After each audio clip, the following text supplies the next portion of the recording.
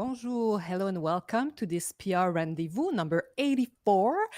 And I'm Nata, for those who don't know me, from the NATA PR agency. And I founded a service called the NATA PR School, where I talk about PR. We have a podcast, and I also do these PR rendezvous. I started NATA PR School really like this, doing some PR rendezvous. And I've done a lot on our Facebook page, and I decided to do those now in the LinkedIn platform.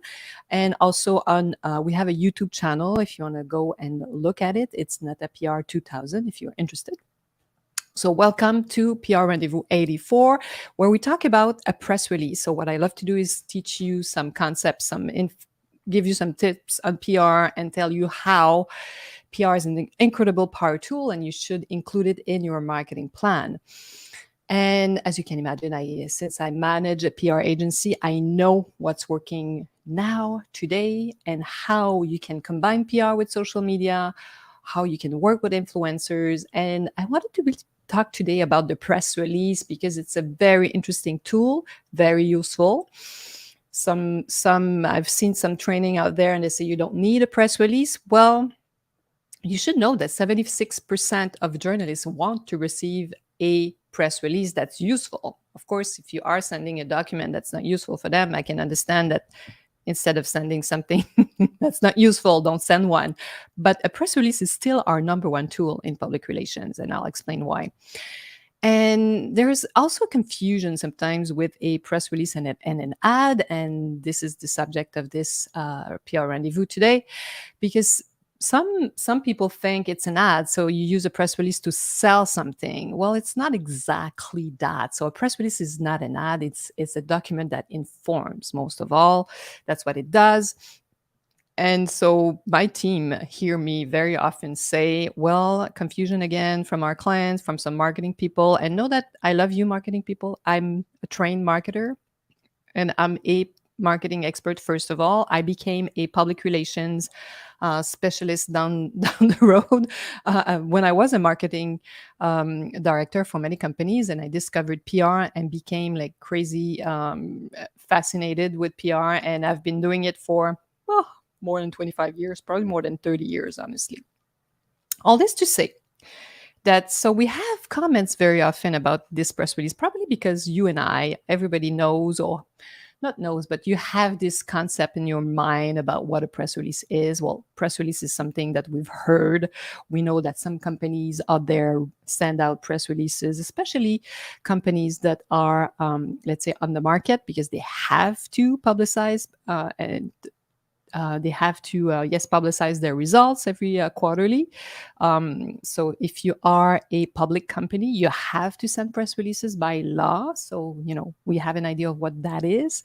And we know that some companies do send press releases to announce that they're launching something new, that they are starting to export abroad, or it's a new company that's been founded, or the founder has something they want to announce.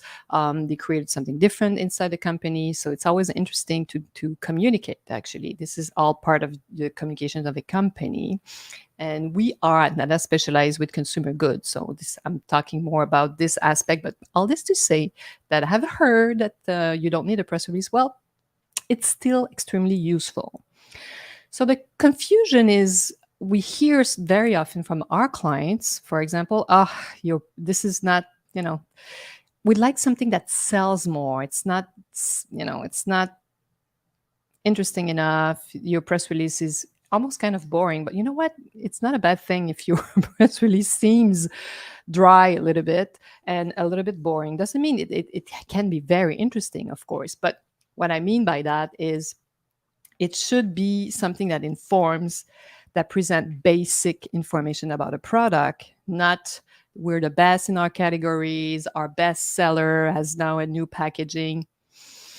This is, you should let the journalists decide and talk about the quality of your product. It's not for you to write it in a press release saying this is the best product in the world. This is not what they want. They want to know, why should I be talking about your product to my readers?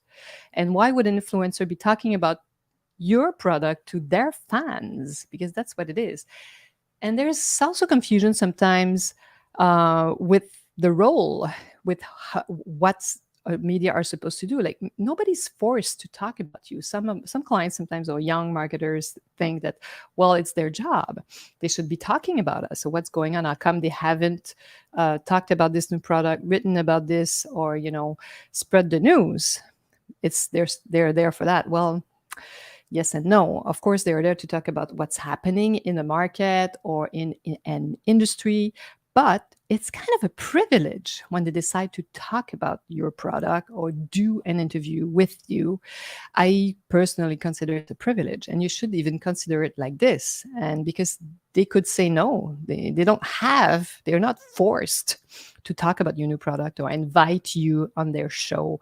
That's not the way it works. Thank God, because what it does actually, it makes it so much more powerful, especially if a journalist, or you're invited to a TV show, even a local TV program. Let's say you're invited to this local TV news, and they decide to talk about you. Remember one of our students in the NATA PR school, after his first local TV interview, he's like, oh my God, people are talking to me, they've seen it, and it's still on their website. So we've used this and we've shared it. We shared this TV interview on our social media platforms. I received so many comments, and now people think that I'm an outdoor expert because that's what he was talking about, outdoor clothing, and how he created like this very specific company. Was a local company, was a young entrepreneur. So this is why it was interesting for this local TV. It was a young company, a new company. And so they invited him to hear his story. And the fact that someone else is inviting you or talking about you or writing about you, this is why it becomes extremely powerful, because it gives you what publicity never will give you, which is credibility. And credibility is something extremely powerful. And I love publicity, don't get me wrong. I think publicity can do amazing, because you need publicity to sell. And this is why you're going to have these ads running out, because you want to create sales, which is amazing and important, of course. And public relations, sometimes, yes, down the road, we might generate sales. But the first goal of public relations and of your press release is to inform people, make you known, so that you have this credibility. They know you, they've heard of you. And this is something you might not know, but humans tend to buy something they've heard of, or they know about, or they've seen, or they read about. If you want to buy a new car, what are you going to do? Before going to a dealership, you might start going online, and you want to know what journalists say about this car.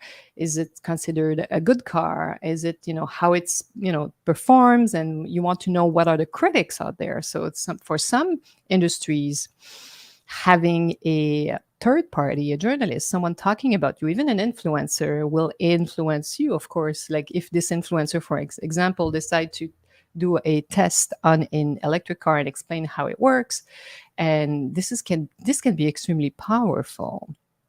And well, to go back to the press release, so the press release is there to give them basic information about what they should say about your product and why your product is, functioning a certain way.